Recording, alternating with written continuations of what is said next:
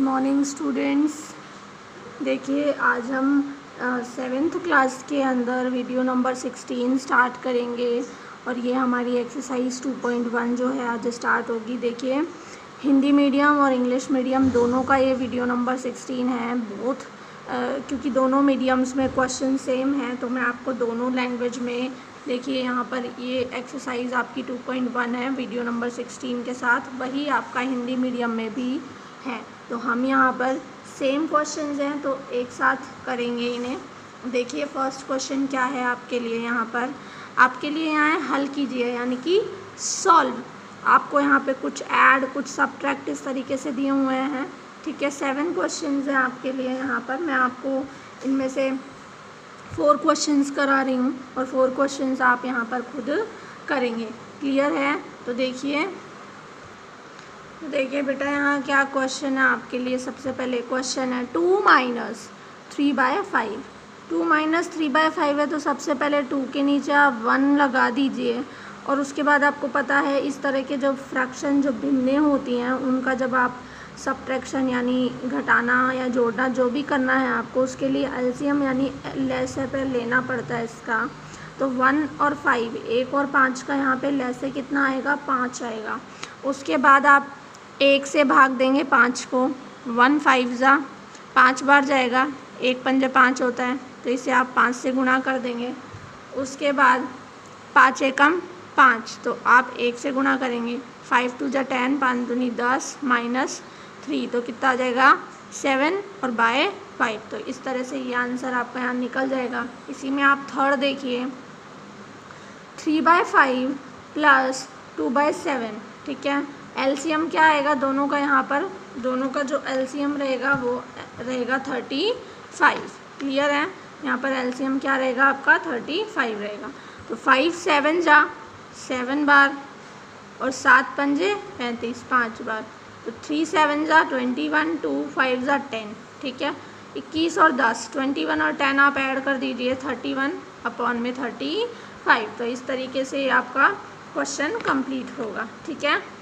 इसी में एक और क्वेश्चन देखिए 5th क्वेश्चन। इसमें आपको 3 डिजिट्स दी हुई हैं तो आपको इन तीनों डिजिट्स का एलसीएम लेना पड़ेगा, लेसे लेना पड़ेगा। 10 5 और 2 का कितना होता है, इनका लेसे 10 होता है। अब देखिए 10 एकम 10, 5 दूनी 10, 2 पंजे 10, ठीक है। तो उस तरीके से 7 एकम 7, 2 2 जा 4, 3 5 जा 15। आप इन सबको ऐड कर लीजिए, कितना आएगा 26/10। देखिए ये क्लासीफाई हो सकते हैं, 10 2 से कट सकते हैं, 2 5 जा 10 और 2 1 जा 2, 2 3 जा 6, तो 13/5 इसका आंसर यहाँ पर आप लिख सकते हैं। क्लियर? इसके बाद एक और तरीके का इसके अंदर क्वेश्चन है, वो क्वेश्चन आप यहाँ ये देख लीजिए। इसमें आपको क्या है कि मिक्स्ड फ्रैक्शन यानी मिश्र भिन्न दी हुई है। तो सबसे पहले इसे सिंपल भिन्न बनाइए, साधारण भिन्न बनाइए। साधारण भिन्न क्या होती है बेटा, 3 दूनी 6 और 2 8, 8/3, 2 3 जा 6, 6 1 7, 7/2। तो अब यहाँ पर आपका इस नॉर्मल क्वेश्चन बन गया। अब इसमें आपको वही करना है, 3 और 2 का एलसीएम 6 होता है, 3 2 जा 6, 2 3 जा 6, 8 2 जा 16, 7 3 जा 21। आपने दोनों को ऐड किया तो आपका आंसर क्या आ गया, 37/6।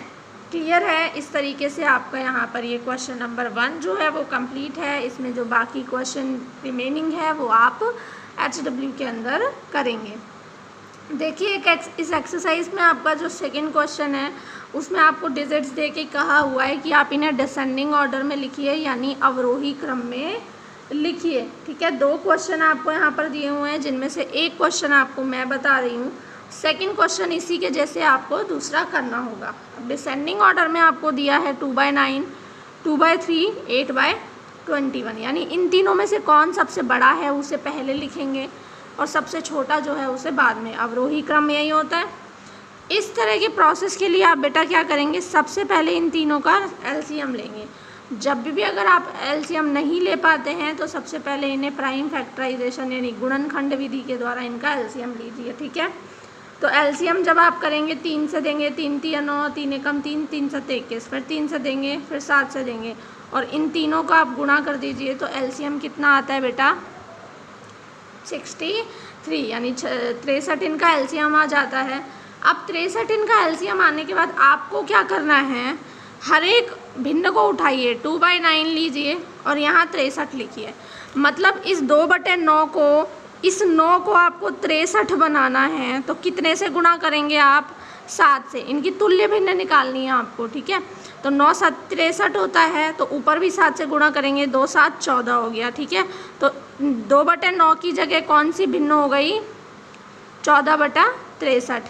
इसी तरीके से 2/3 जो भिन्न है, इसमें आप क्या गुणा करें कि 63 आ जाए, तो 21 गुणा करेंगे, 21 दिया 63, तो 21 दूनी 42। ये आपकी इसकी जगह 2/3 की जगह 42/63 भिन्न आ गई, ठीक है।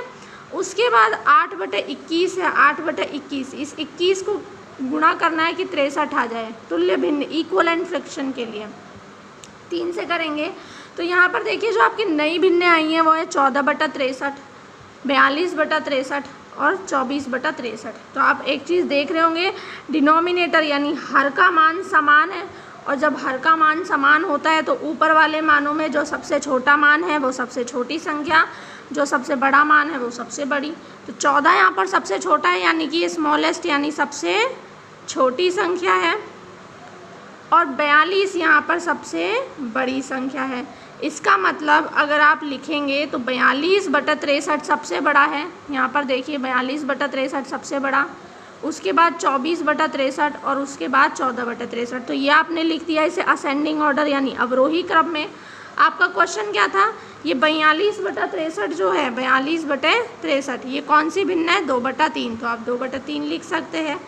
इसके बाद आप 24/63 कौन सी भिन्न थी, 8/21, और लास्ट में सबसे छोटी भिन्न कौन सी है, 2/9। तो क्या आ जाएगा ये, 2/9। तो इस तरीके से आपका ये जो है डिसेंडिंग ऑर्डर यहाँ पर कंप्लीट हो गया, ठीक है। तो इसी का सेकंड क्वेश्चन है जो आप खुद करेंगे।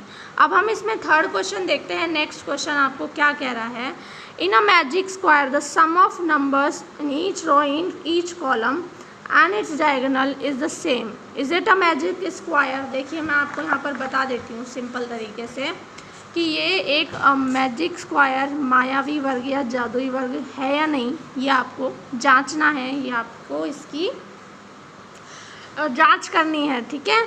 हम इसे सॉल्व करके इसे जांचेंगे कि ये एक मायावी यानी जादुई वर्ग है या नहीं है। ये आपको वहाँ पर वर्ग दिया हुआ है, इसमें मैं आपको बता दूँ R1 R2 R3 क्या है। R1 यानी रो 1 यानी पंक्ति नंबर 1, पंक्ति नंबर 2, पंक्ति number 3, column number 1, column number 2, column number 3 यानी कि स्तंभ, स्तंभ 1, स्तंभ 2, स्तंभ 3, पंक्तियाँ इस तरह से और कॉलम इस तरह से होते हैं, ठीक है। यानी इस तरह से होती है रो और इस तरह से कॉलम, ठीक है। अब मैजिक स्क्वायर होने के लिए, जादुई वर्ग होने के लिए क्या ज़रूरी है कि इन्हें आप रो वाइज, हर रो को है ना, हर पंक्ति को जोड़ेंगे तो भी सेम आंसर आए, कॉलम जोड़े यानी स्तंभ जोड़े तो भी सेम आंसर आए, और इनके विकर्ण यानी इनके डायगोनल की तरीके से अगर आप जोड़े तो भी इनका आंसर सेम आना चाहिए, ठीक है। देखिए सब में जो है ना हर यानी डिनोमिनेटर 11 है, यानी आप इन्हें सीधे सीधे जोड़ सकते हैं, एलसीएम लेने की ज़रूरत नहीं पड़ेगी क्योंकि सबका सेम ही है एलसीएम। तो देखिए प्रथम पंक्ति जब हम देखते हैं फर्स्ट रो, तो फर्स्ट रो क्या है 4 9 2, तो आप 4 9 और 2 को जब ऐड करेंगे तो 4 9 2 का आंसर क्या आएगा 15/11। इसी तरीके से हम सेकंड वाली देखते हैं तो उसमें 3 5 7, 3 5 7 आपने ऐड करा तो भी कितना आया 15।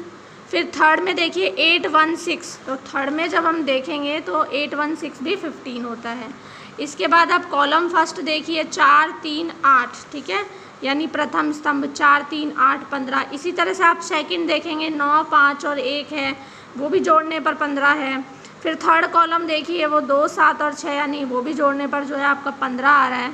और उसके बाद जब हम इन डायगोनल्स को यानी इन विकर्णों को देखते हैं तो पहला विकर्ण 4 5 6 और दूसरा विकर्ण 2 5 8।